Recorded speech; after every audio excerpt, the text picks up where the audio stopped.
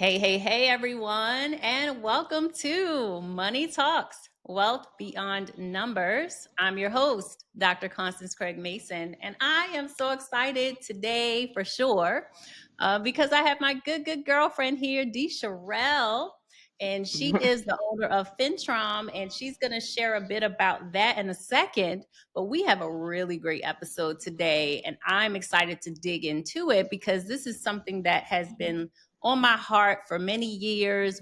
She and I both have operated in this space of building people up financially as we built ourselves up and healed in a lot of different areas. And so I feel like this conversation is a great one to just let you guys in on how we've been able to navigate this space as professionals, but also how do we show up for other entrepreneurs and help them to evolve. So welcome in Cherelle and just give them a little taste of who you are and how do you serve others. Yes, absolutely. So, as you know, I'm Cherelle, and I'm very excited to be here. Constance, thank you so much for inviting me to this space and sharing this space with me. So, thank you and kudos to you for all the amazing work that you're doing in the community and with, financial ecosystem builders like myself and yourself. So, I'm excited to be here. But who am I? What do I do? Oh my gosh, you know what? I'm so disconnected from that question because you know what? I think that oftentimes when we get asked that question, it's like accolade dumping time, right? And I don't know, I do so many different things, but most importantly, what's really important to me is to make sure that entrepreneurs have a financial plan that's investable and bankable. And so, personally, what I do is I work with entrepreneurs one on one and I help them to build out that business financial plan. That is what is most important to me. I think that oftentimes, especially in this nuanced community, I think for the last maybe a decade now, it's all about pitching your business and getting money for your business. And a lot of times we don't even know why we need what we need. We don't know how to advocate for what our needs are because we're not doing our financial plan. So, what I really like to do is really help entrepreneurs build out those business financial plans. That's what I do one on one. FinTrom really is just all about ecosystem building and working with other organizations that are building up entrepreneurs, partnering with them and coming into their organizations and facilitating group coaching, facilitating group business financial literacy, and just really coming in and being the financial facilitator, the financial experienced person to come in and really hold and lock down their entrepreneurial ecosystem. So we're really excited about FinCharm. It's less than a year old, but we realized that we were, with Business Squared, we were tackling people down on the ground, and we loved doing that for the last 8 years, but we really wanted to be more impactful. And we realized that business owners oftentimes don't want to, I take that back. They do want to invest in their financial literacy. They don't want to spend the money to invest in their financial literacy. And so our goal is all about working with organizations who already have those budgets where we can come in and really facilitate our expertise. So that's a lot of what I do: business financial literacy, business financial planning, and business credit development. Recently, I embarked upon a new journey in this season of professorship. So recently just became a professor at the only HBCU in the state of Oklahoma, Langston University. So recently became a professor of business and accounting, and I absolutely love it. I started that journey actually. We have a partnership with the jail that's about an hour from here. And so been working with 10 gentlemen actually at a correctional facility, helping them to get their business degree. And so accounting 101 and 201 were their last two courses before their degree. So very rewarding experience in this journey that I've been taking upon professorship. So this is my last week of my first semester. So I'm really excited about that. And of course, entered authorship with you and now expanding to our second book. And so I'm really excited about that coming up in the works too. So a lot of ecosystem building, a lot of helping entrepreneurs really work one-on-one with their business financial planning and credit development. You just said a whole mouthful. And I love how you said, I'm not all into the titles, right? Because I've been there, done that, got the t shirt, I had the credentials, I'm an educated Black woman. And what's most important to me is the impact that I get to create, regardless of whichever hat I'm wearing. That's what I heard you say. Yes, yes. And it's funny, I find myself sometimes shrinking myself when I'm asked that question because I feel like, in this, and I'll say this, in this very competitive world of financial leadership and professionalism, I think that, especially as a Black woman, I think that we get so eager to run it all down, and I've been trying to stay away from that and really try to talk more about what it is specifically that I'm doing. I'm building entrepreneurial ecosystems. I'm working with gentlemen in the jail and helping them get their business degrees. I'm working one on one with established nonprofit organizations and other organizations and helping them build up their entrepreneurial ecosystem. So, there's so many accolades that I could just dump, but it's just like nobody people like the way it sounds, but nobody really cares. People want to know about the work you're doing, the impact work that you're doing. And so, yes, you're on target. Yeah. And I would say, oftentimes, and I literally just got off a podcast where we were talking about how, at least for me, chasing designations and chasing the proof of who I am and how I serve was actually a trauma response. I later Uh-huh. found out, trying to build up your self worth and going in Mm-hmm. certain rooms and feeling like you had to have a bunch of alphabets behind your name before Yep. someone would take a conversation. And I love how you say, yes, you are being, but you are also doing. And Yes. what's important is the doing because you're actually creating impact through that, right? Yes, Um, absolutely. I did also hear you say that you are or have had to shift a little bit from a prior business that you had started and that was successful, but it didn't really speak to the you that you are today. Yes. And that leads me right into my first question and topic where we're going to talk about, how do we build within our capacity, and oftentimes being in a numbers field, when we think about capacity, we're just thinking about the numbers of it, right? Do I have Mhm. enough money for whatever it is that I'm trying to accomplish? What I'm asking is, how do we build community? How do we build impact with the level of capacity we have at that time, mentally, financially, and with our support systems? Okay, I think that what we have to understand as financial professionals, whether we're just coming in or we've been doing this a really long time, is we have to be honest about what we're truly passionate about.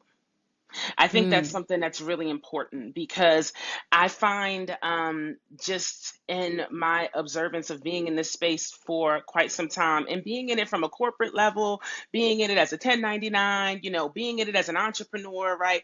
Trying to shift into the fintech space and then coming out of the fintech space and realizing, okay, no, let's go government.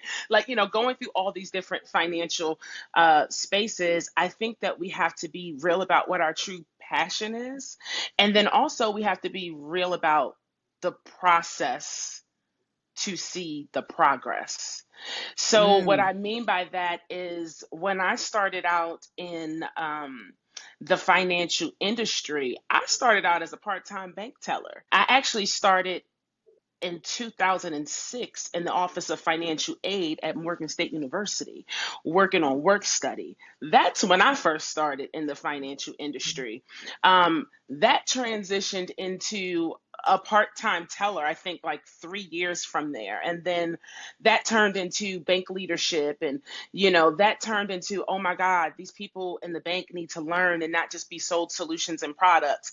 And so I just walk you through just a few simple stages of the beginning parts of my career because I needed to respect that process in order to see the progress of now being a CFO consulting strategist, now being a professor of accounting and business, now moving on into different areas of finance. And so I think that that capacity level has to be managed by respecting your process Mm, and also respecting your passion in the process too, because there are going to be times where we're within this financial industry. We're not always passionate about the work that we're doing. And yeah. I'll be honest with you, insurance was one of those things for me. I really pushed that on myself. And I did it for over a decade. I pushed insurance on myself because I knew that I had the skills to sell. I knew that I was comfortable talking to people. I knew that I had what it take. I knew that I had what it took. However, I didn't really have that passion inside of me. And so Mm, when it came to managing the capacity of client load and things like that, the connectivity wasn't always there.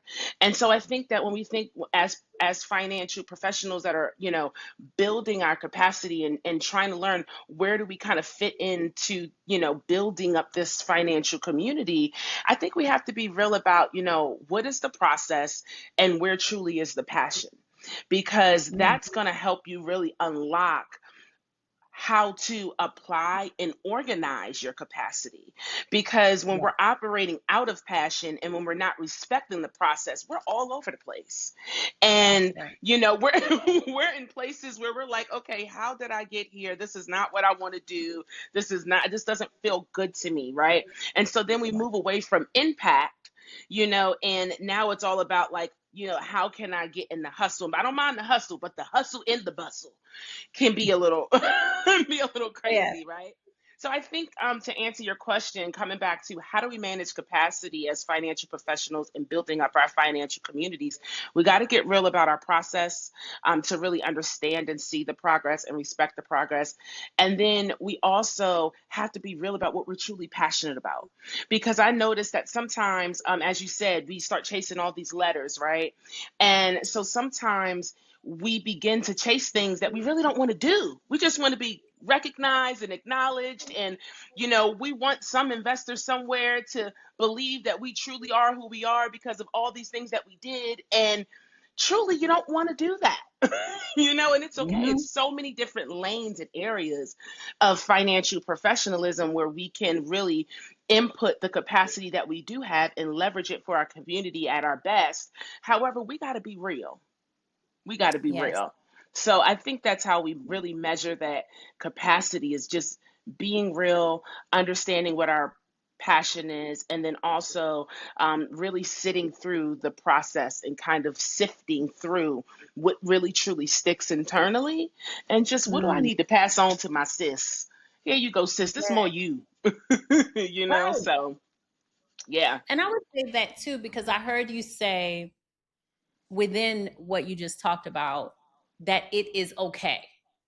Because sometimes not that we need other people's permission to shift, pivot, or do whatever yeah, or transition, but sometimes people do need, and it's okay, because the yeah. shame and guilt that relates to money that we're teaching our clients about to come up out of that space, it also lends itself to the professionals that are sitting on the other side of the desk, where if they just don't want to do it anymore, right? If Hmm. insurance isn't in your wheelhouse, that was a season, or if you want to do something completely different, right, that you don't owe anybody anything, that's okay for you to Yeah. make that decision for yourself, because maybe your capacity has changed, maybe Hmm. your passion has changed, and there's no sense in you trying to stay in something to prove some point to who, like, who are we even trying to prove this to, right? Because you need to show up as your authentic self with the joy and the passion. Because I Hmm. find that when in any field, you can tell the people that have lost their joy in that thing, or they've Hmm. lost their passion for it. It's just like, let me type this stuff up and send Hmm. it on out. Like, you can tell that they're not there anymore. Yeah. And in this field of finance, regardless of the niche in it, Sure. I find that people have to be very transparent with us about where they are and where they're headed. And if they can't even get that same energy from us, that we are here because we want to be here. We're happy Hmm. about it. We're passionate about it. We're feeling like we're drudging along, Yeah. just say that we stuck in there somehow, right? Yes.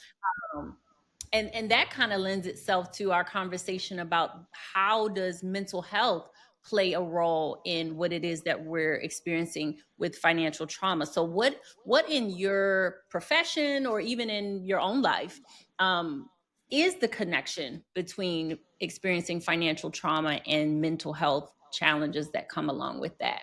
Yeah, absolutely. I think I'll speak from just a personal experience because let me tell you, Constance, I did not even know what trauma meant. I had never even really heard the word. I'm being honest, I never really even heard the word Right. until 2019. That was the first time. I mean, I may have heard like, trauma shock injury or something like I may have Correct. heard it in that sense, right? Like, okay, I always think of almost at the time, I think I thought of trauma as almost a more of a physical sense than Correct. something that was emotionally or mentally connected, right? And so I had never literally heard the word trauma. And well, I'm going to say it never penetrated me. Of course, I've heard the word trauma, right? But it never Right. penetrated me in the way that I really truly needed it to change the trajectory of my life, my company, my mindset until 2019. Never heard of it. Mhm. Never heard of it. Me And too. it's funny how you never really heard of something, but yet you've been going through it all your The life. whole time. And it's funny because Yes. I laugh when I say that because I think back, being a young college student, having my group of, I went to HBCU, shout out to Morgan State Bears, but I had my group of Woo-hoo. girlfriends that I've traveled with through the last decade, a few decades, almost 2 decades now, right? Um, and I remember us bickering and having our differences about things. And I swear, I never forget, this must have been probably within the last 12 months. I just had this aha moment. And I started looking at some of my friends from college and kind of analyzing some of the things that we've gone through and some of the characteristics that I still see in them today versus almost 20 years ago. And I realized, oh my God, you had anxiety. Like, Yes. seriously. It's like I look back, I'm Right. like, oh my God, that was anxiety, girl. That wasn't even about me. Right. And so like Yeah. I think back to like certain situations or moments when I was so much younger in these friendships and I personalize situations or maybe energy or emotions. And I'm like, this girl got the same thing going on 20 years ago today. This ain't about Yeah. me. This about you, baby. And now we got names and titles for it. And I try to really be careful with associating Mhm. names. But I look back and I'm like, oh my God, that was anxiety. That was this. That was that. That was trauma from that guy. That was, and so it has allowed me to, really create more grace and space, understanding more of what it means. So that's Mhm. one experience. But I think really when I talk about 2019, I went even further beyond before that. But when I think about April 2019, I literally went through processing, what do you call it? A restraining order against my ex-husband. I went through having to really recover and be open and real with myself about going through domestic violence. All of this stuff happened in 1 month. And I think I was pledging for Delta at the time. And I mean, it was crazy. It was just a crazy, crazy time in my life that I had never expected to arrive at that moment. And I remember, working with different partners that were trying to really help me through the situation. They were like, we could give you trauma therapy for free. And I was like, trauma therapy? I'm like, what's that for free? And it was like a Right. part of, the partnerships that I was creating through domestic violence and stuff. So anyway, I was in trauma therapy for 2 years. And when I tell you, by the time I was done with trauma therapy, the therapist was asking me, like, you ever thought about being a therapist? Because Exactly. that's how much it helped me. Seriously. Right. Like, I Right. am such an advocate of therapy. I'm just such an advocate of, investing in talking to arbitrary skilled people who can really speak life and experiences that they've seen with so many different clients and being able to take these case studies and compare and contrast. I'm into that because I mean, Yes. that can really open up your eyes to so many different things. And we depend sometimes on our parents and other people who are dragging sometimes these expired emotions and responses to trauma, and they're trying to still pin them down on us. And it's like, no, there are new ways, innovative ways to deal with this. And really, they're not that innovative. They're just innovative to us. When I say us, I mean in our Right. community. Because, a Right. lot of these techniques have been around for years. We just haven't always been exposed to them. So, anyhow, when I think about trauma, I think about a crazy 2019. I think about spending 2 years in trauma therapy. And when I think about financial trauma, I think about the first time that credit report got hit. And that was in 2019. Going through a divorce, not having the money, getting hit by COVID right afterwards. Right. Also just spending 10 years in the banking industry and not really looking down on people with bad credit because I was just such a perfectionist with it. Honestly, it was like, oh, you got bad credit. And I wasn't emotionally mature then, but it's like, oh, you got bad credit. You need to get that together. But you know what? Being in a corporate environment, that's how they look at you when they hit you with that denial, right? Oh, your credit bad. You ain't getting Yes. this, right? So Right. I attach that to myself, right? And so going through that financial trauma, I had to remove myself from all that corporate stinking thinking, and I'm putting it out there that way because there's Mm. some corporate stinking thinking that goes on, and I had to reapply real life. Things that happen to people in real life, like medical circumstances. Me and my ex-husband, we had an apartment together. The roof blew off of the apartment. I was living with my in-laws in the course of one weekend after 6 months of being married. Things happen, right? And Yep. so when we're Yep. living these little perfectionist 20-something-year-old lives where, we think we know it all and got it all together. We got our job, we got our this, we got our that, can't nothing touch us. And then we start going through those cycles of life. You start to see cycles. See, when you're 20 somethings, you haven't really hit that full cycle. You're just coming up on it. Then you go into Yes. another cycle. You start to see repetitive things. You start to see shifts and changes, things to compare and contrast to. So, yeah, financial trauma hit hard in 2019. Like I said, didn't know what trauma meant. Finally figured out what it was. Went to trauma therapy. Rebuilt and rehabilitated myself in a lot of ways. And just proud to be an advocate of going through that process and what it looks like on the other side. So, Shout out to you for pushing through, yeah. those difficult moments because I do know Hmm. that you actually relocated a few times within the last Yeah. several of years as Yes. you were healing, as you Yes. were figuring out what your passion would either continue to be or if it would shift a little. Hmm. And one of the areas that you ended up moving to is a very awesome area where there's a lot of historic growth going on. Yes. Would you share to say where you're at and how your work is showing up in that area as part of the revitalization that's going on for people that look like us? Absolutely. So I'm currently in Tulsa, Oklahoma. Before I got to Tulsa, I just want to mention this. I was in Houston, Texas for about over 3 years, and then I was in Maryland for forever.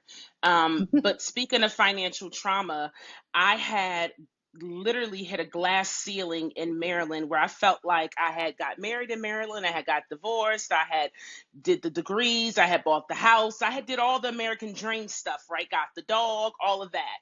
And by the time it dwindled down to domestic violence, I was like, all right, Marilyn, I'm gonna see y'all later. I gotta go.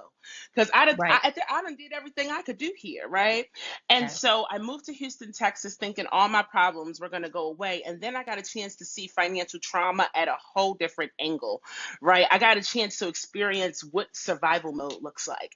And all my Mm, life, I had never experienced survival mode because I'm a suburban girl. I grew up in the suburbs. My family's from New York. I was born in New York, but their goal was like, we ain't raising our kids in the ghetto. Y'all gonna grow up in the suburbs, and that's what we did. For the most part, I spent most of my years in the suburbs. So when I went through all of the life stuff, and I finally got to Houston and really isolated myself from family, friends, da da da da, it was my first time, and being a full time entrepreneur, it was my first time like really being alone and really having to hold down the fort on my own during COVID. So, and relaunching this business there during COVID. I don't know what I was thinking, y'all. I was just crazy, right? But the reality was of it is that when I realized what trauma was and I did all the things, I got re-traumatized into a space that I had never been exposed to. My parents pretty much spent their whole life trying to keep us from survival mode, and for whatever reason I arrived there. And I'm so Mm, happy that I did, because I wouldn't have been able to appreciate the city that I'm in now and what I'm doing now. And I wouldn't have been able to appreciate clients that I serve at the level that I appreciate them now, and at the level that I respect their circumstances now, because having that more suburban mindset, not really being as exposed, being very dedicated and um, committed to that corporate type of more institutionalized type of mindset, didn't allow me to have grace for real life. It didn't allow me to have, mm, it was either black or white for me. And so going through that space in Houston, I always say Houston healed me, because I thought I was healed when I left Houston. I did the 2 years of trauma therapy. No, I had to go to Houston. I got re-traumatized, y'all. And I went out there with, thousands and thousands and thousands of dollars, and it ran out. And then I figured out ways to run it up again. And I went through this up and down craziness literally for 3 years. My entire time there, I was literally pretty much crawling out of Houston by the time that I left. But I mentioned that mhm. to say I had to experience survival mode. And when I moved here to Tulsa, I was just at the very end of it, and it was trying to drag into my initial time here. And I said, Lord, if you don't get all of this repetitive stuff that I done already been through up out my face, I can't do it. And Right, it was, so I moved in November 2023. In April 2024, I sold my engagement set here in Tulsa. A lady from Arkansas drove down for her son, who had just graduated high school, marrying the love of his life. And she came down and she bought my engagement set for like almost $1,000. And ever since that happened in April of 2024, I have not been financially struggling nowhere near like I had been in the last 5 years. And that was right. literally the kickoff to a new company, new contracts, new everything. And so it was like really letting go of that energy. So I always like to say my Tulsa ancestors just stepped in and they knew what I needed and they made it happen for me. But I absolutely love Tulsa. I've been here for almost 2 years. It's the best city that I've ever lived in. It's the best community that I've ever had in any city that I've ever lived in. And they have just really, truly loved on me, my business, my dreams, my aspirations, more than any place I've ever been. So I'm just so happy to be not just a part of the community, but actually infiltrating the community in a positive way when it comes to business financial literacy. So I'm really excited to be here, and I look forward to continuing to be here. But it's hard to find um, good, strong black men here. I will say that. So Oh, I said, if God. the right one don't come by the end of next year, yeah, you got to the end of next year. If you don't show up by then, I'm gonna be moving to Dallas. Y'all better stop playing with me. Oh, my goodness. Come on here, good man, Savannah. Okay, you Come gotta on. get find my good sis. Okay. Oh. But But I yeah, love how you touched on how you didn't really experience the survival mode that oftentimes people talk about that they had experienced, when they were younger, yeah. growing up, or maybe in their college years or what have you. And here you are, a A grown grown up, 30-something-year-old woman. yeah, experiencing that for the first time, but you didn't run from it, right? You I faced it didn't. head I didn't. on. I did. I love how you also shared that it has given you a new light and appreciation for the clients that you serve now in the Tulsa area. What Absolutely. kinds of are you seeing any residuals of like financial trauma within the clients that you're serving now, or are you seeing them or helping them get on the other side of it because you have gone through it yourself? It's a little bit of both. I think most of what I see here in this community is a lack of financial organization and Okay. a lack of financial confidence to even tackle it one step at a time. It's Mm, like, yeah, it's kind of like I'm scared to address what I know I need to change, and I know what's going to make a difference. And I Mm, know that when I sit down and I talk with you, you're going to air me out. And I say air out because this is a client's perspective, right? Because they think right, the worst. Oh my God, I got to meet with the financial girl and she's going to tell me all the things that I, should have done, and the places I shouldn't have gone to eat and the money I shouldn't have spent, right? So it's like an air out. right. So there's a fear I notice of not being prepared enough to have the conversation. That's Mm, what I see a lot of. Like, that's I good. just don't know if I'm ready to talk to you. Yeah, yeah. Okay. Well, who or how would you get any sort of initial financial direction if you're not ready to talk to me? How would you get it? Because the only thing you would do is keep running into the same brick wall. Right. So I see a lot of people feeling like they don't have their paperwork organized. It's not accessible. It's not easy for them because they haven't built the habits of looking at accounts and things like that, right? So it's like, I'm not going to hurry up and do this right now for Cherelle. I ain't even doing this for me, right? She could wait. Yeah. So I see a lot of that. I see a lot of not wanting to start the financial organization process, and then also a fear or a shame of being exposed. Mm, yeah, that's some good stuff. And Yeah. I love that you touched on the fact that you're seeing the reluctance of people to look at it themselves. Yeah. You know, I mean, they got to look at it themselves to even be able to provide you with the paperwork that you need to assess what's really going on from a professional perspective. But I love how you touched on it. It's really a fear. Yeah. And, yes, maybe they need to learn or implement some tools to Sure. help.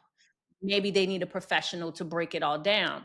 But something that they have to overcome is on the inside out Yes. that you may or may not be able to help with that. Now, with your story, you might, right? Because Yeah. then it's relatable and they Yeah. can see themselves in you. And then they can see Exactly. that, wow, like she went through this herself, not just as a Black woman or an entrepreneur or a person in finance. She came out on the other side and is using that to help me, to help Hmm. someone like me.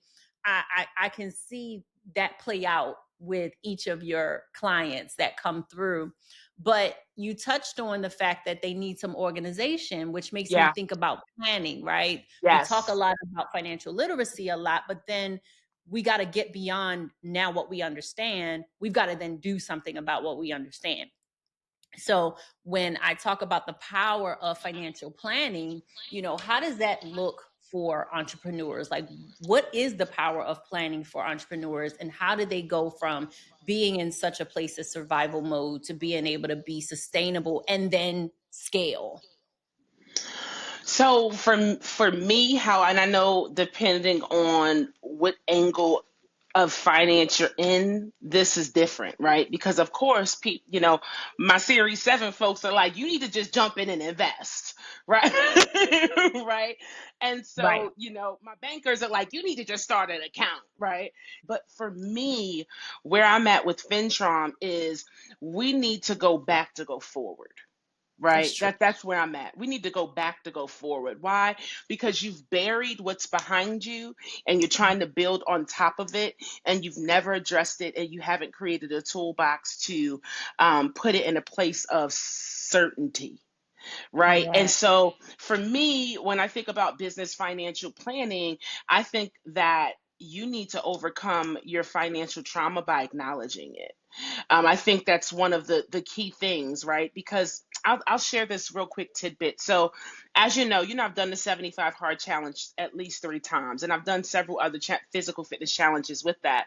And me and Chad, y'all, we got a personal relationship. I ain't gonna tell you what I be calling him because I don't think it's appropriate for this podcast. But that's my boo. I'm gonna just say that's my boo. Okay. Um, but I was talking to Chad, and I told Chad, I said, you know what? I said, I need to focus on balance, not just how hard I can go all the time, but how much can I flow? Not just how Mm. hard can I go, how much can I flow, right? Yeah. Because we don't think about the stress that we put on our body trying to go so hard, that what might happen sometimes is that cortisol level goes up, and then no matter how hard we're trying to work out and eat right, we're not going to lose and burn the fat because the cortisol level is up. And so chat said, okay, well, we're going to do this new challenge, and I don't want you to look at it as a challenge, but I want you to look at it as a homecoming, because you're going to now start coming home to yourself for the next 75 days. So I've been in the secret challenge that I haven't announced, but I'm just going to share it with y'all, with myself, on how do you incorporate all the habits that you've learned and figure out how to flow, and also give yourself grace and space and pace, right? And Woo. that's something that I haven't been good at. And Yeah. so one of the things that chat wanted me to do in this challenge was, oh, I want you every Sunday to journal. And so last night I said, chat, I ain't been able to journal every Sunday. I only got one journal entry in.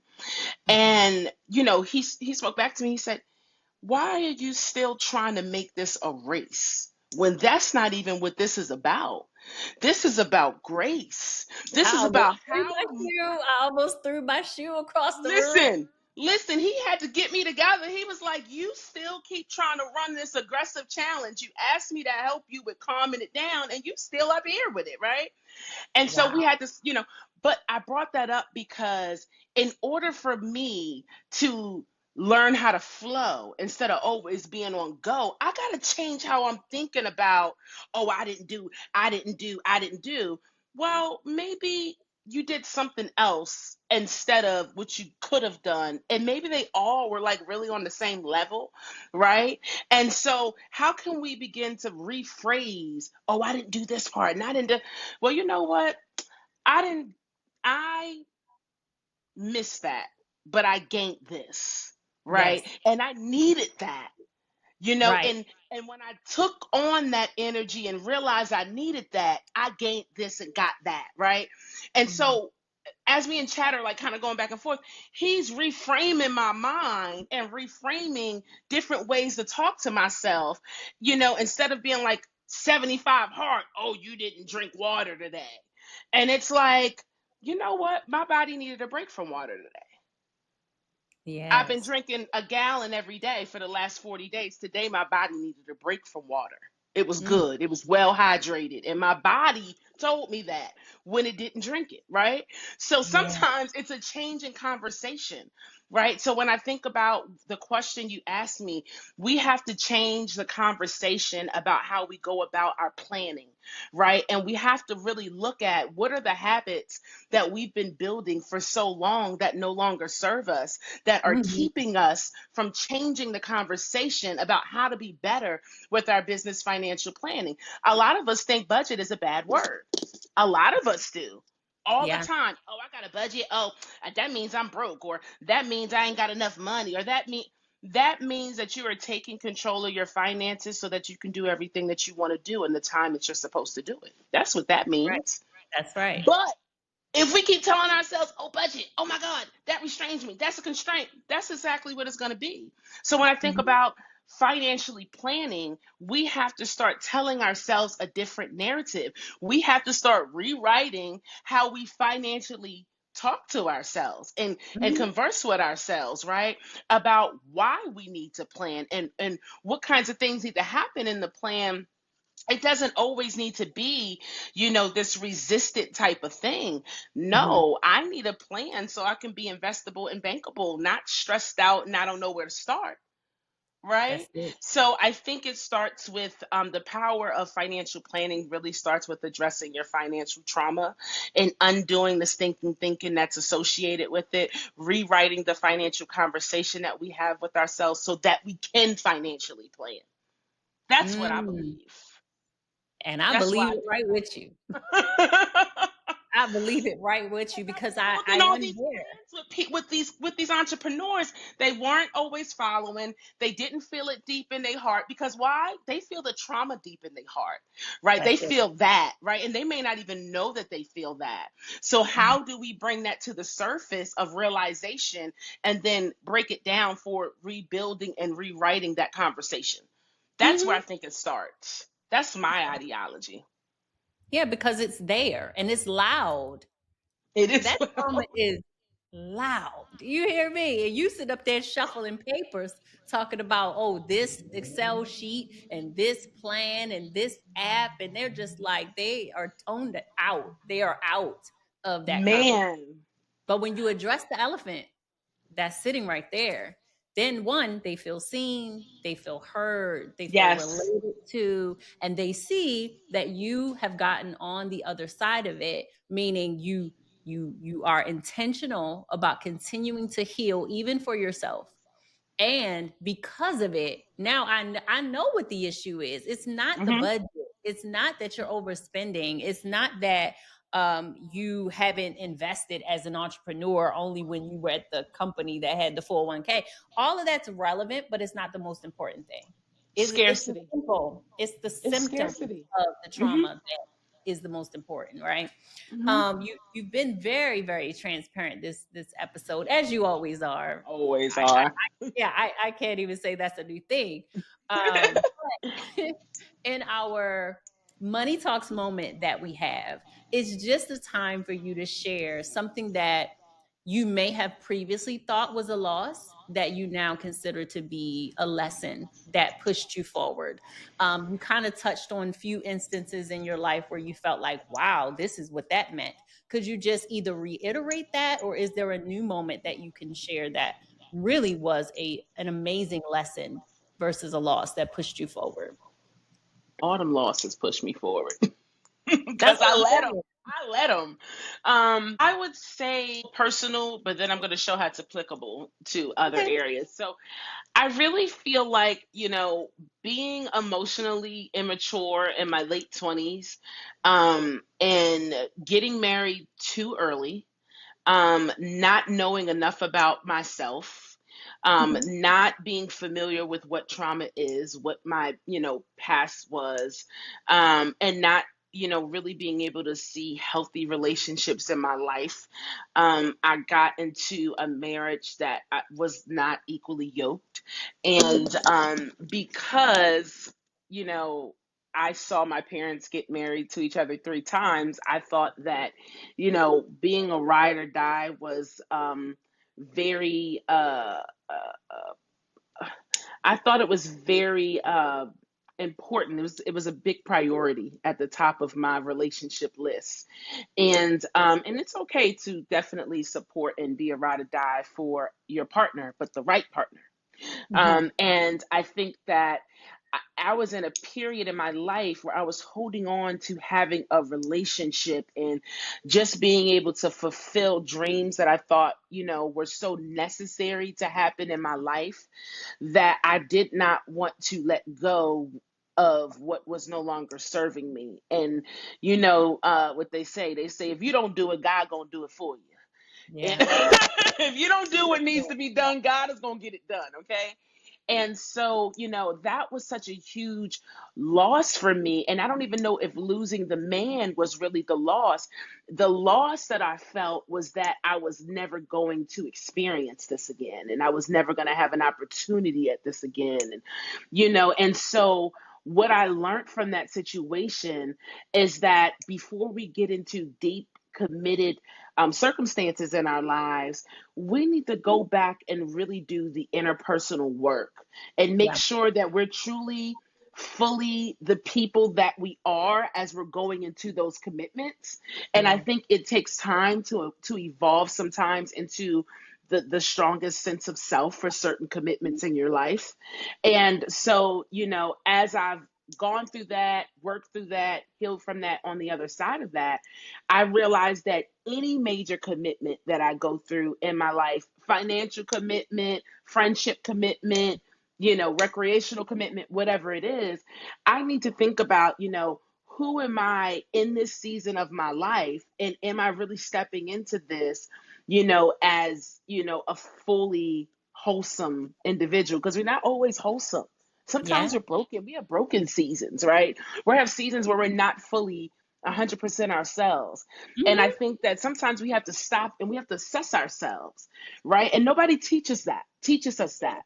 Yeah. Nobody teaches us, hey, you should pause and Mm. reflect and you should look at yourself and look at the commitment that you're stepping into and really think about, is this for you? Right. And Yes. so I think that that's a lesson that I've learned is, before really committing to something major, really think about, are you truly fully the person that you need to be to step into this season of this particular commitment? And Mm. so now I take time to really assess myself before I go into things, and also connect with God. Don't just Yes. go flying into a new auto loan or a new home loan or, a new volunteer position. I was asked to be a big sister, and I want to be a big sister so bad. But I had to look at myself in the mirror and I said, is this your season to Mm. fully commit to this right now? Right. Right. Rather than, another credential, another, thing to add to the, that's cool. But is Mm-hmm. this really where I'm at right now, right? And think about the Mm-hmm. commitments that you've already extended. So I think that, I looked at that time in my life as such a huge loss, but it was such a huge gain because it gave me the blueprint of how I need to go into committed relationships, committed circumstances and situations, and how I need to assess myself deeply and rurally Mm. before stepping into these spaces. So that's something that I definitely thought was a loss, but wound up really being a gain. It wound up being a blueprint for Mm. future decision making, and it wound up being a testimony for others who have been through that. So, Yes. I yeah. love that you shared that story. And like you said, most people would not have looked at a relationship story as something that ties into business, right? Or even Hmm. finances. But it, Yeah. it literally was the blueprint for how not only do you intentionally pursue being a better person for you, Hmm. just being a better person for you. But then, yes, your mate gets to benefit from that amazing Yeah. person that you've become. And yes, also your clients get to benefit Yes. from that amazing, intentional, wholesome person that you are. We started this Absolutely. conversation really thinking about how it is that you and me, how we help entrepreneurs to financially heal and have sustainable businesses. But what I found with this conversation is it's how do we have a healthy, sustainable lifestyle, you know, Yeah. that is Yes. authentically us. Hmm. Yeah. It's an And for the people that yeah. we serve. Yeah. No, I'm that's blessed. important. Yeah, I'm blessed too. I love that. And I've just learned so much from that situation, and I feel blessed that I've gone through that because I'm on the other side, and it's also so common too. So, but it's not always common to come out on the other side, Yeah, yeah, yeah. with the testimony, a strong testimony, and be able to pour back into others as a result. Sometimes we stay. I mean, I got a cousin, 45 years old. She's been living in her 5 to 15-year-old self all her Mhm. life. Mhm. She didn't get a chance to. She hasn't gotten a chance yet to see the other side. She Yeah. hasn't, she's just now seeing a therapist at 45. No shade, but I mean, this is just an example of how long these things can go on for before a shift and a change actually happens. So Mhm. I'm also blessed that, it happened at a time in my life where I was able to almost kind of have a second chance and, be able to do things better and healthier and, still be kind of Mhm. young. So Yes, honey, and look fire too. thank you. Coming out looking like gold. I Thank you. love how you touched on within the interview you shared about having broke seasons or broken seasons Mhm. versus Broken. broken, versus being in a space of being perpetually broken. That's different. It is Being different. totally different, that doesn't lend itself to hope. That doesn't lend itself to dreaming. And it certainly doesn't lend itself to transformation. And so Hmm. when I say I'm blessed because I too am someone who continues to pursue transformation as you do. And as you walk that out for the people that get to be in your space. So I am blessed and I am grateful to call you sis, to call you friend, to call you a partner in this financial space. Please tell everyone if you have something coming up, that they can participate in or that they can find value in, and also how can they connect with you too? Yeah, absolutely. You can always, I'm always pretty active on Instagram, is where I try to really demonstrate, mostly in my stories. I trying to get better with posting more consistently, but definitely always in my stories. You can always catch me doing my health stuff. It's D Cherelle, ITSDCHERELLE. And I also have a service list. If anyone's interested, I can, share with you some of the one-on-one opportunities that I offer. So that's always accessible upon request. And our book, so I'm really excited about that. It's called The Invisible Cost. It talks all about rewriting your financial story and overcoming your financial trauma. And I share a lot of, my experiences, my client experiences within that book. And what else do we have going on? I think that's the bulk. Oh, I also God, there's so many things. I'm telling y'all. When I tell you I be shrinking the stuff I be doing, I just be like, all right, when it comes up, I'll deal with it. But also, we just started a contract with a nonprofit organization that is a minority supplier certification organization for um, companies that want to do business with universities, corporate companies, and hospitals.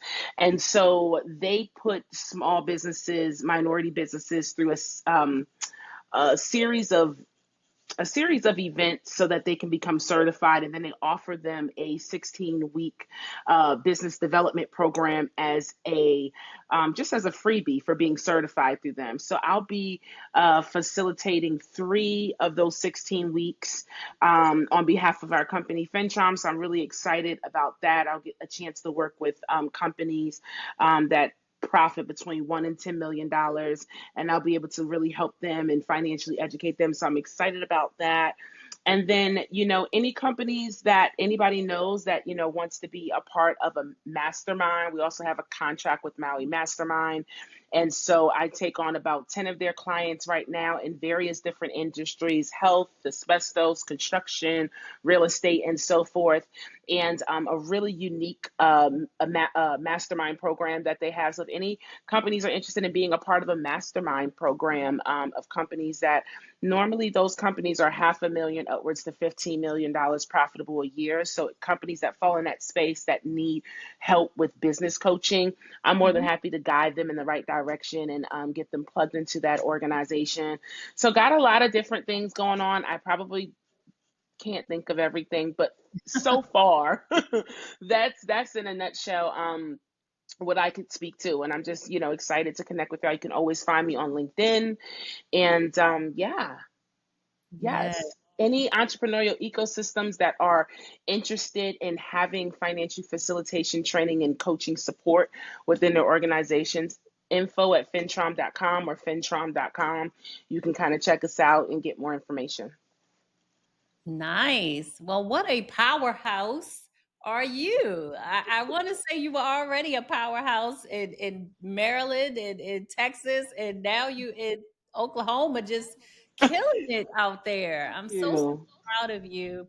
Thank Uh, you, sis. and just Appreciate that. letting you know that people need to follow you on social media Yes, so they can keep up with what you have going on, and we'll make sure absolutely. that we provide the links and everything so they can follow you. But that is it for our episode here on Yay. Money Talks Wealth Beyond Numbers with Dr. Constance Craig-Mason and D. Cherelle in the house Yeah. today. And I'm just so super excited to have introduced, our listeners to you, and Thank hopefully you.